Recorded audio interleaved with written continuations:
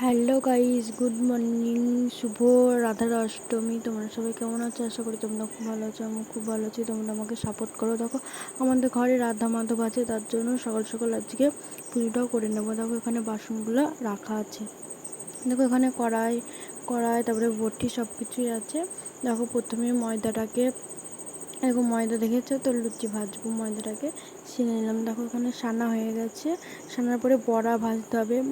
বড়াটা আর এখানে আলু পটল এখানে বনিয়ে নিয়েছি। তারপরে দেখো, এখানে ভেজে নিলাম, লুচিগুলো ভেজে নিলাম। তারপরে সব কিছু ভাজা হয়ে গেছে। দেখো, এখানে লুচিও শেষ হয়ে গেছে ভাজা। তারপরে বড়াগুলোকে ভেজে নিলাম।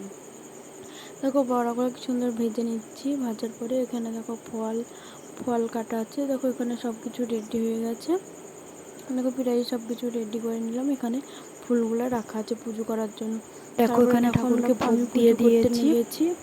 দেখো, আমারও পুজো করা শেষ হয়ে এসেছে। ওকে বাই, আমি পুজো করে নিই। তোমরা লাইক সাবস্ক্রাইব করে দাও প্লিজ।